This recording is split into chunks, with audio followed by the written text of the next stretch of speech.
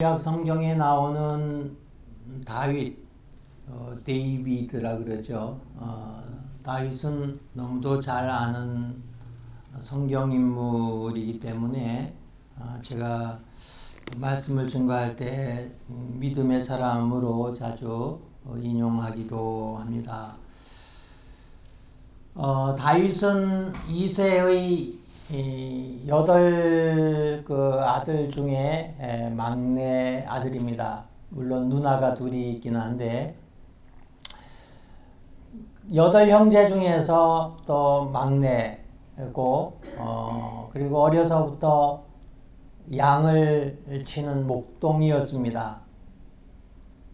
이 막내로 자라서 양을 치는 목동인 다윗의 꿈이 무엇이었을까요?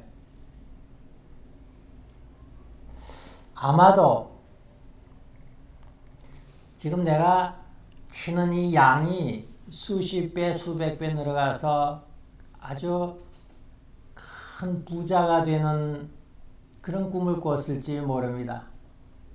수백 마리, 수천 마리, 수만 마리의 양, 염소, 소, 이런 가축들을 기르는 아주 그런 꿈을 꿨을지 모르죠. 그런 소년 다윗, 목동 다윗이 15살쯤 될 때에 사무엘 선지자로부터 이스라엘의 왕의 직무를 하게 되리라고 하는 기름 부음을 받습니다. 이제 너는 왕이 될 거야. 당시에 사울이 왕이었는데 너는 사울을 이어서 왕이 될 거라. 그러면서 그 책봉하는 것 같은 어떤 그런 예식, 기름을 붓게 됩니다. 다윗의 꿈은 아마도 이때는 조금 바뀌었을지 몰라요. 이제 내가 왕이 된다. 이스라엘의 왕이 된다. 아마 왕이 되는 그런 꿈을 갖지 않았을까. 그때의 그 블레셋과의 이스라엘과의 싸움 있잖아요. 우리가 아는 것처럼 골리앗과 견주어서 이겼던 블레셋과 전쟁 중에 있는 그러한 전쟁터에 나가 있는 형들이 있었어요. 그래서 형들을 면회 가기 위해서 심부름, 아버지의 심부름을 따라서 블레셋과 싸우고 있는 전쟁터에 가서 기막힌 광경을 보는 겁니다. 블레셋 사람의 큰 장수 골리앗이 나와서 고래고래 소리를 지릅니다. 이스라엘과 우리 싸울 필요 없이 우리 대표로 나와 싸워라. 누구 나와라. 그런데 이스라엘 사람들 중에서 어느 군인도 어느 장수도 나서는 사람이 없었던 거예요. 다들 벌벌벌벌 떨고 있습니다. 그런 다윗이 그것을 보고 열을 받은 거잖아요. 그래서 나가서 싸우잖아요. 이기잖아요. 골리앗을 꺾잖아요. 온 사람들이 다윗을 칭찬하잖아요. 아마도 다윗은 왕이 되는 그런 꿈이 조금 더 현실이 되지 않나 그런 생각을 했을지 모릅니다. 그리고 사울 왕 밑에서 천부장이 됩니다. 1000명의 군사를 일으킨 군인 장교가 되잖아요. 그러면서 사울 왕의 신임을 얻게 됩니다. 그리고 한 20세 때쯤 그 사울 왕이 사위가 됩니다. 이제는 왕궁 사람이 되는 거잖아요. 물론 악사가 돼가지고 음악가가 돼가지고 왕궁에서 연주도 하잖아요.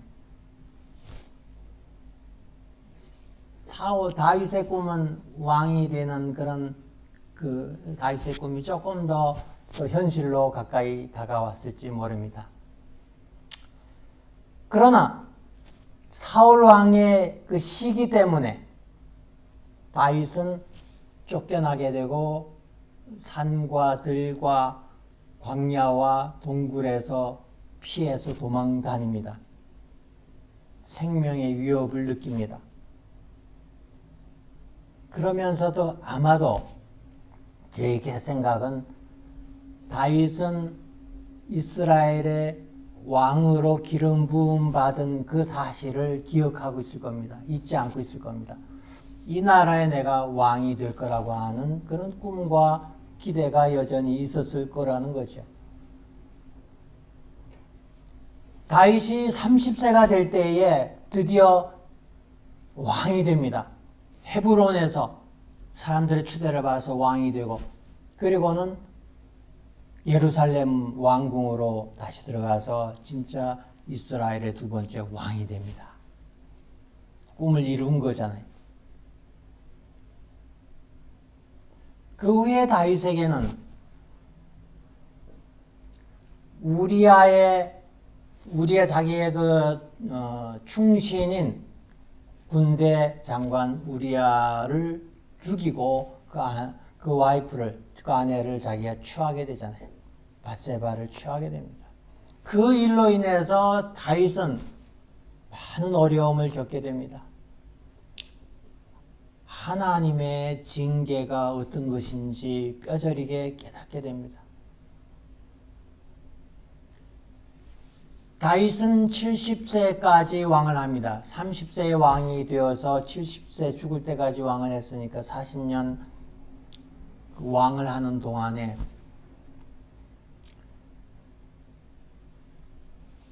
믿음으로 깨달은 많은 것들이 있었어요. 나중에는 자기 아들이 반역을 해가지고 쫓겨가는, 도망가는 그런 수모도 당하게 됩니다. 그리고 하나님을 사랑해서 자기는 아주 좋은 왕궁에서 왕궁을 지어 살고 있지만은 하나님의 집은 없어서 그냥 옛날부터 텐트 해서 성막이 있었는데 그 하나님의 전을 짓고 싶은 욕망이 있었습니다. 소망이 있었습니다. 꿈이 있었습니다. 그런데 하나님이 그 꿈을 이루어주지 않았어요. 다윗의 40년 왕으로 사는 동안에 세상적으로 보면 권력도 얻었죠. 부도 얻었죠. 명예도 얻었죠. 다 얻었는데 다윗에게는 이 모든 걸 다 얻었지만은 이것이 어느 순간에 아무것도 아니라고 하는 것을 깨달은 거예요. 그 뭐냐면 하나님 앞에 어떠한 모습으로 살게 되느냐. 한 죽음이라고 하는 것과 하나님 앞에 죄라고 하는 것과 징계와 심판이라고 하는 것, 그 앞에서 이 다윗이 많은 것을 생각하게 된 겁니다. 40년 왕으로 사는 동안에 하나님 앞에 어떠한 모습으로 살아야 되느냐, 하나님 앞에 범죄하면 어떻게 되는지 이런 것들을 깨닫게 됩니다. 그리고 고민하게 됩니다. 그리고 발버둥 치게 됩니다.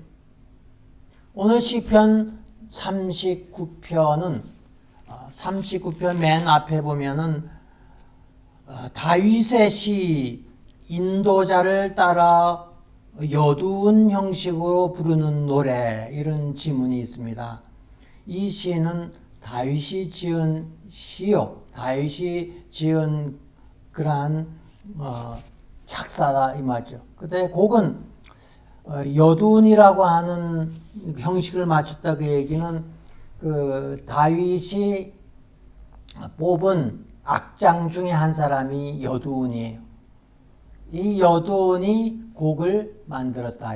여두운이 만든 곡에 다윗이 지은 이 시를 갖다가 노래를 했다. 노래를 만들었다. 그 얘기인데 이 시편 39편은 다윗의 시라는 얘기죠. 어쩌면은 이 다윗의 거의 말년쯤에 지은 시가 아닌가 그런 생각이 드는데 6절에 보면은 진실로 각 사람은 자기를 포함해서 모든 사람 각계인 이 사람들은 그림자같이 다니고 헛된 일로 소란하며 재물을 쌓으나 누가 거둘는지 알지 못하나이다. 목동으로 시작해가지고 왕이 되는 꿈을 가져서 결국은 한 15년 만에 왕이 돼서 40년 동안에 왕으로 통치하는 동안에 깨달은 인생의 한마디가 뭐냐? 바로 각 사람은 그림자같이 다니고 헛된 일로 소란하며 재물을 쌓으나 누가 거둘는지 알지 못한다. 이것을 깨달은 거예요. 그러면서 7절에 주여 이제 내가 무엇을 바라리오? 나의 소망은 주께 있나이다. 내 소망은 주께 하나님께 여호와 하나님께 내 소망이 있다. 이것을 깨달았다는 겁니다. 왜 다윗이 그 인생이 그림자같이 다니는 것, 그 다음에 헛된 일로 소란하며 아무것도 아닌 의미 없는 헛된 일에 열정을 쏟고 분주해야 하느냐는 겁니다. 그리고 이 끝까지 누릴 수 없는 이 재물에 사람들이 온 정신이 쏠려 있느냐 하는 얘기입니다. 다윗이 왜 그것을 깨닫고 오직 소망이 하나님께 있다고 하는 것, 하나님이 소망인 것을 깨닫게 되느냐? 그것은 바로 죽음이라고 하는 것, 죄라고 하는 것, 심판이라고 하는 것, 징계라고 하는 것을 다윗이 깨닫게 됐다는 거예요.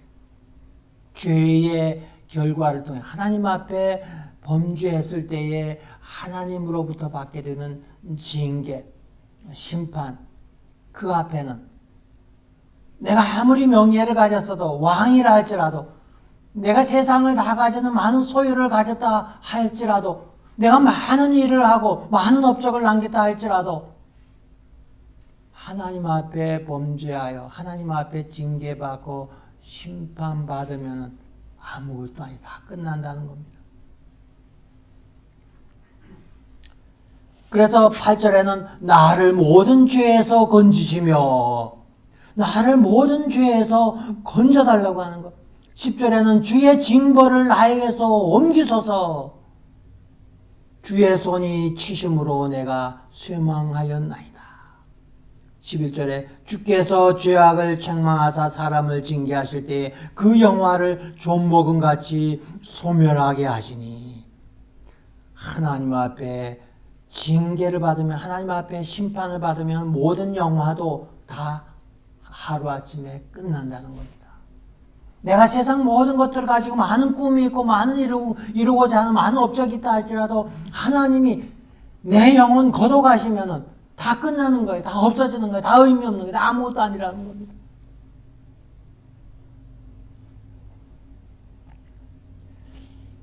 그리스도인들의 소망이 뭘까요? 믿음의 사람들의 특징. 지난번에는 믿음의 사람들, 그리스도인들의 특징 중에 하나는 긍정적인 삶이라고 하는 거예요. 믿음은 긍정이잖아요. 믿으면 다 되잖아요. 믿으면은 죄인이 의인이 될 수 있고요. 믿으면은 가난한 사람이 부한 사람이 될 거고, 믿으면은 죽은 사람이 살아날 수도 있고요. 믿으면은 없는 것이 있게 되는 것이 그게 믿음이잖아요. 믿음의 사람들에게는 부정이 아니라 긍정이라고 합니다. 믿음의 사람들의 또 하나의 특징은 믿음의 사람들의 꿈은 어디에 있느냐? 하나님께. 믿음의 사람들에게는 예수가 꿈이라고 하는 겁니다. 예수가 소망이라고 하는 거예요. 그것이 믿음의 사람들의 특징입니다. 믿음의 사람 다윗의 꿈이 소망이 어디에 있어요? 하나님께 있다.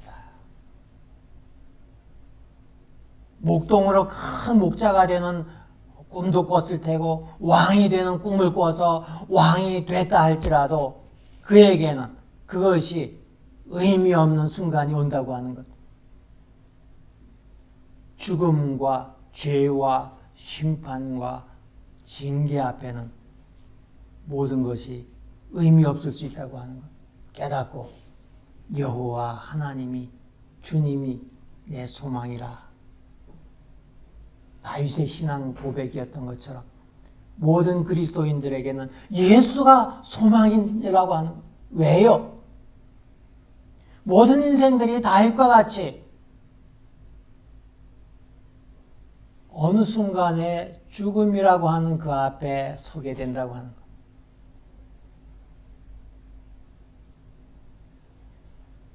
믿지 않은 사람들은 모르지만 믿음의 사람들은 무엇을 하는 거예요? 죄를 하는 사람들입니다.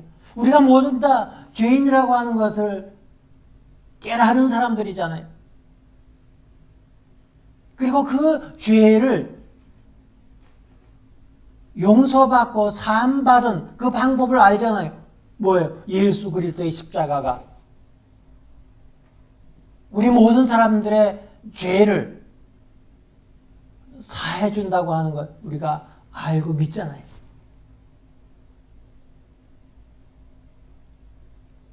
예수를 믿으면 심판에 이르지 않는다고 하는 거 우리가 알잖아요.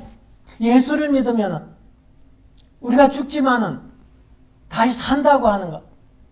예수 믿으면 하나님의 자녀요. 원수가 아니라 하나님의 자녀요. 하나님의 백성인 걸 알잖아요. 우리는 예수를 믿기 때문에 믿음의 사람 그리스도인들은 죄도 알고 죽음도 알고 지옥도 알고 천국도 안다는 거예요.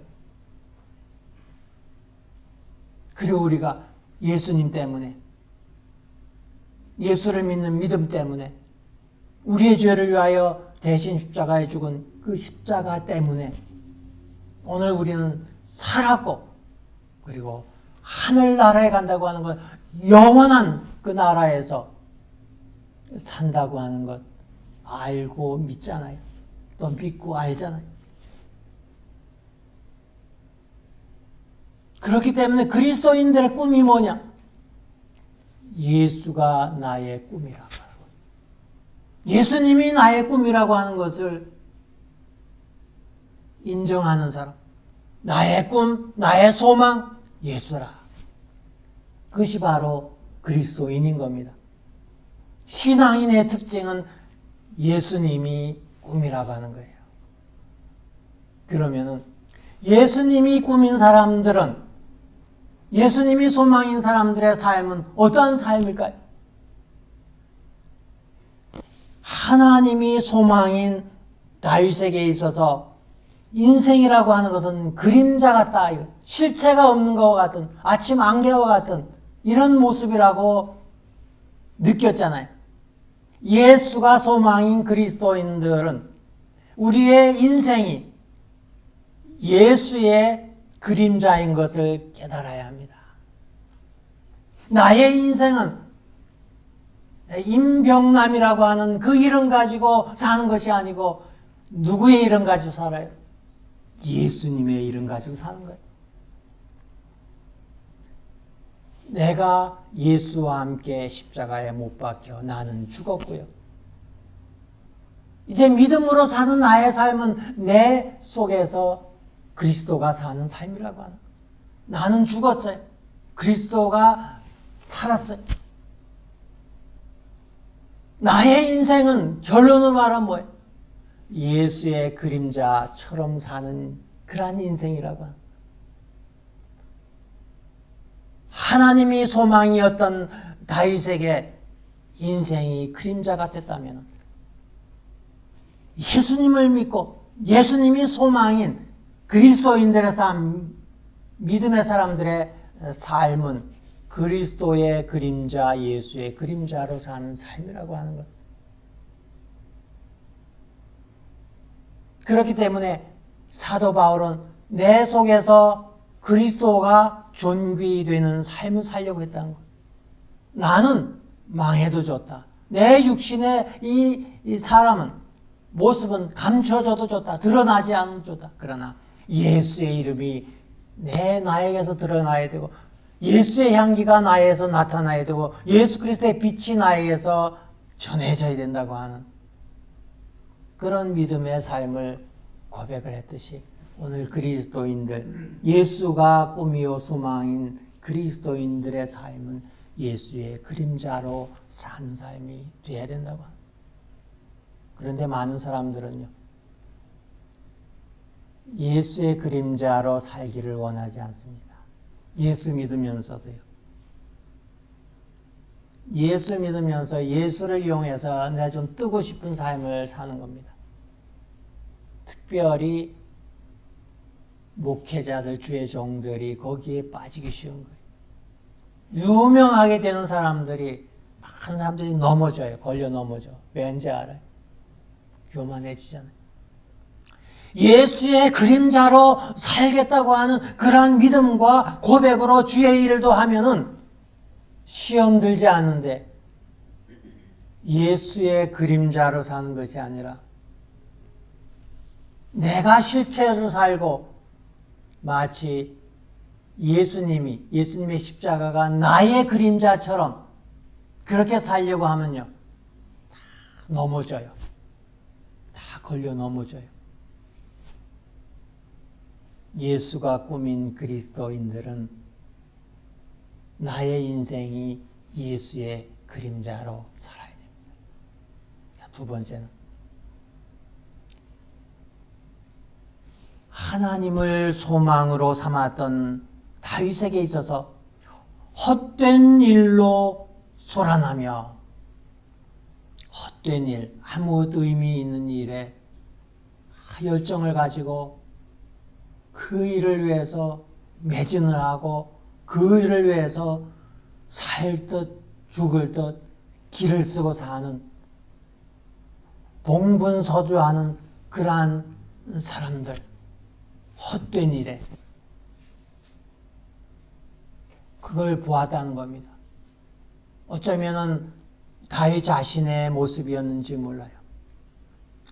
하나님 앞에 온전히 믿음으로 깨닫게 되기 전까지는 죽을 똥 살 똥, 이 헛된 것들에 소란을 피우며 살았다고 하는 것, 아마 자기의 고백일 거예요. 오늘 예수가 소망인 그리스도인들은 헛된 일에 소란하며 헛된 일에 요동하며 헛된 일에 에너지를 쏟고 그럴 것이 아니라 참된 것에 목숨을 걸어야 합니다. 참된 것이 뭐예요? 죽을 것이 아니고 살 것, 일시적인 것이 아니고 영원한 것, 육신의 것이 아니고 영적인 것, 땅의 것이 아니고 하늘의 것을 말합니다.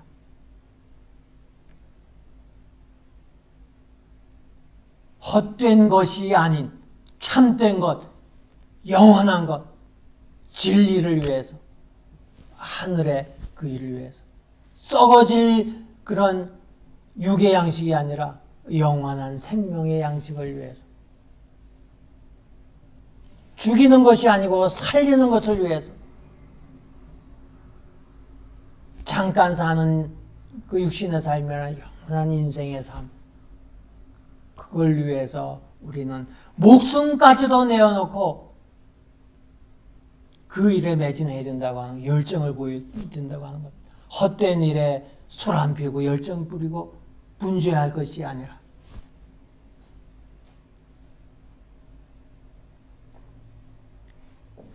나와 복음을 위해서 가지고 있는 것, 모든 것 다 버리면 하나님께서, 주님께서 100배나 채워주시고 영생을 얻게 해주신다. 예수님이 약속했습니다. 오늘 그리스도가, 예수가 나의 꿈이라고 하는 그 믿음, 그 고백 가지고 사는 그리스도인들은, 예수가 꾸민 사람들은 예수에다 목숨 걸어야 되는 거죠. 예수가 아닌 다른 것 때문에 목숨 거는 것이 아니고 예수의 목숨, 거기에 온 에너지 다 쏟아야 된다고. 헛된 일로 소란하는 것이 아니라. 그 다음 세 번째는 재물을 쌓으나 누가 거둘는지 알지 못하나이다. 하나님께 소망을 두었던 다윗은 많은 부를 얻었지만은 결국은 그것도 헛된 것을 알게 되잖아요. 자기 죽으면은 그거 자기하고 아무런 상관이 없잖아요. 예수가 소망인 그리스도인들은 이 땅의 재물을 쌓는 것이 아니라 하늘나라의 의를 쌓아야 됩니다. 이 땅의 명예를 쌓을 것이 아니라 하나님 나라의 영광을 바라봐야 됩니다.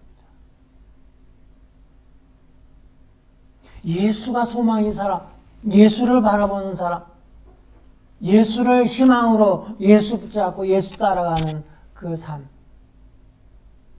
이 세상 것들의 물질과 육신의 것들을 쌓는 것에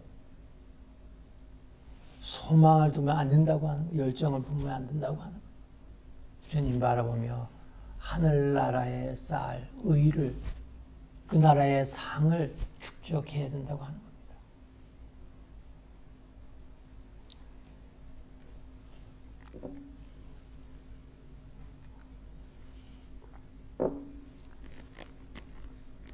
말년에 신앙으로 다시금 소개됐던 다윗처럼 또 사도 바울도 예수님을 핍박하고 예수 믿는 사람들을 핍박하고 기독교를 핍박했었지만은 예수 만나고 변화된 이후에 사도 바울의 소망이 뭐였느냐? 예수가 꿈이요 소망이었다고 하는 거예요. 예수 알기 전에는 세상 지식에, 성경을 아는 지식에, 그 자랑에 아마도 목숨을 걸었을지 모릅니다. 세상 사람들이 야, 너 훌륭해, 너 똑똑해, 너 많이 알아, 그렇게 말하면 기분 좋았을지 모릅니다. 그러나 예수 믿고 변화된 사도 바울에게 바뀐 것이 있어요. 예수가 소망이라고 하는 거예요. 예수가 소망이었던 이 사도 바울 빌립보서 3장 7절에 보면은 무엇이든지 내게 유익하던 것을 내가 그리스도를 위하여 다 해로 여길 뿐더러. 자기에게 유익하다고 하던 것, 자기에게 좋다고 하던 것, 자기가 자기의 어떤 꿈을 위해서 취해왔던 그 모든 것들을 예수가 꿈이 된 그 이후에는 그 모든 것들을 다 해로 여겼다는 겁니다. 또한 모든 것을 해로 여김은 내 주 그리스도 예수를 아는 지식이 가장 고상하기 때문이라. 예수를 아는 것 가장 귀하고 고상하고 최고라고 하는 거예요.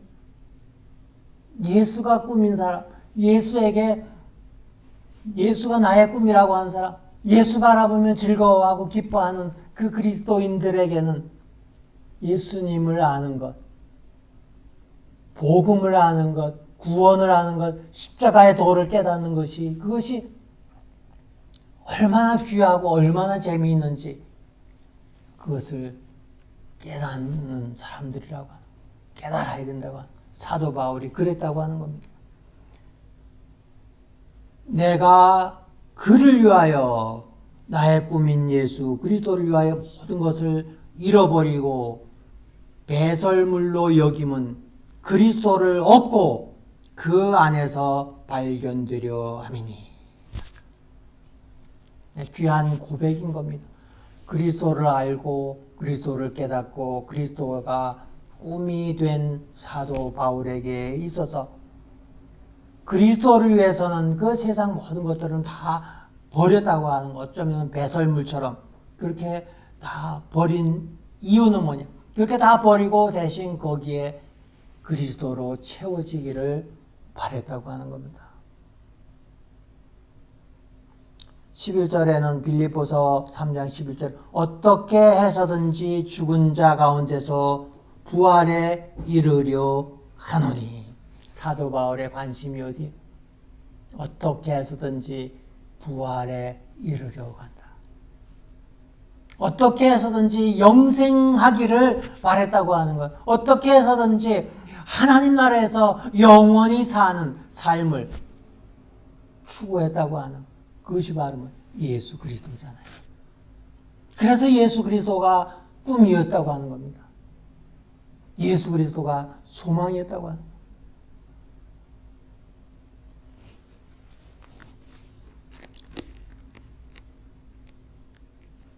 갈릴리 바다에서 고기잡이 하던 많은 사람들이 예수님의 부르심을 받고 예수님을 따릅니다.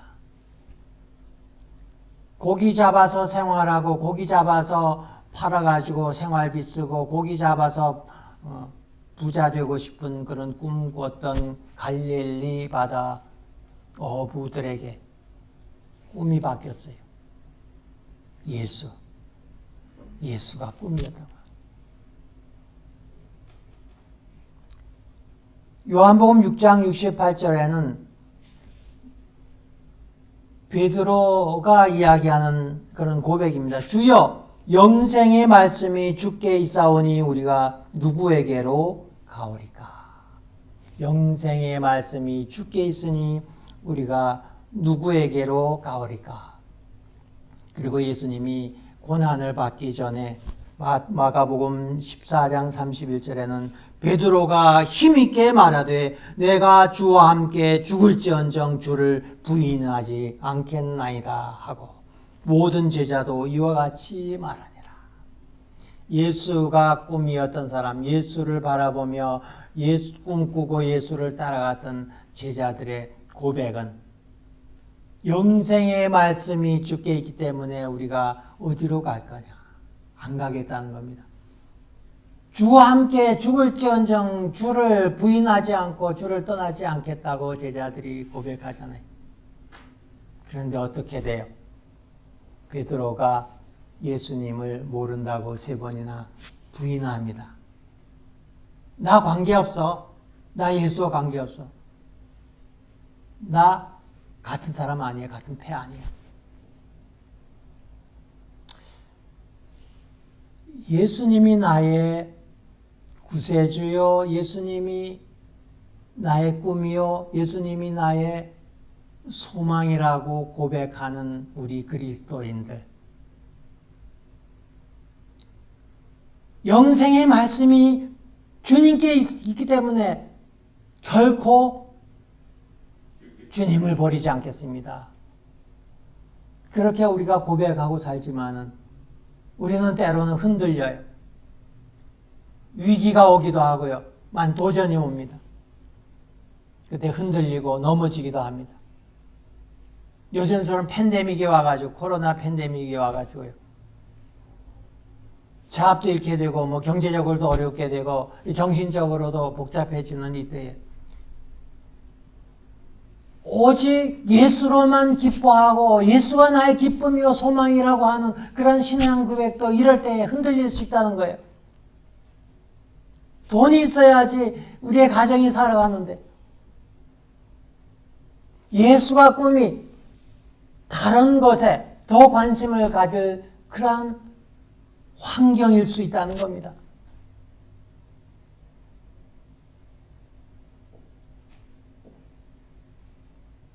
다윗이 왕이 되어 40년 동안에 오히려 왕이 되기 전에는 오직 하나님만 바라보고 광야와 산과 들과 숲과 동굴 속에서 견뎌냈잖아요.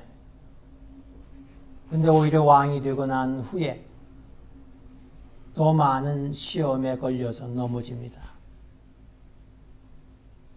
오늘 우리의 인생 가운데서 믿음으로 사는 우리의 인생 가운데서 우리는 흔들릴 수도 있고 때로는 넘어질 수도 있고 때로는 약해질 수도 있고 때로는 실족하게 될 될지도 몰라요. 그렇기 때문에 우리는 더욱 믿음으로 굳게 서고 주를 바라봐야 된다고. 우리의 꿈이 예수님이 나의 꿈이라고 하는 그 믿음과 신앙 고백이 흔들리지 말아야 된다고 하는. 사도 바울은 내가 이미 얻었다 함도 아니요 온전히 이루었다 함도 아니라 오직 내가 그리스도 예수께 잡힌 바 된 그것을 잡으려고 달려가노라. 내가 모든 것을 이루었다 가졌다 내 믿음이 좋다 나는 결코 흔들리지 않는다. 나는 결코 예수를 부인하지 않는다. 나는 믿음 가운데서 시험 드는 일이 없다. 이렇게 말하는 순간 넘어집니다. 우리는 얻었다 함도 아니요 이루었다 함도 아니라 앞을 바라보고 예수를 바라보고 우리의 꿈인 예수를 바라보고 오직 예수만을 바라보고 오늘 우리는 달려가야 된다고 하는. 코로나 팬데믹으로 어려운 가운데 있지만 우리의 믿음은 더욱 주를 바라보는 데 집중해야 된다고 하는. 예수께 집중돼야 된다고 하는. 예수를 붙잡으려고 찾고 쫓아가야 된다고 하는 것, 놓으면 안 된다고 하는 것.